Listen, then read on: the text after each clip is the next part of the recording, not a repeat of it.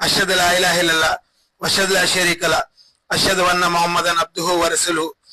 దీని అర్థము అల్లా నిజమైన సృష్టికర్త మరియు మొహమ్మద్ సల్లం గారు అల్లా యొక్క దైవ ప్రవక్త.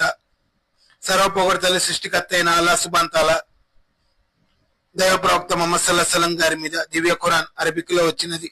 ఇప్పుడు నేను దాని మీనింగ్ తెలుగులో వివరిస్తున్నాను. ఔజు బిల్లాహి మినష్ షైతానిర్ రజీం. బిస్మిల్లాహిర్ రహమానిర్ రహీం.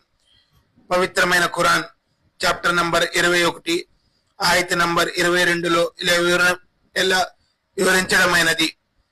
వాటిలో భూమి ఆకాశాలలో అల్లా తప్ప ఇతర ఆరాధ్య దైవాలు ఉంటే అవి రెండు నాశనమైపోయేవే కదా.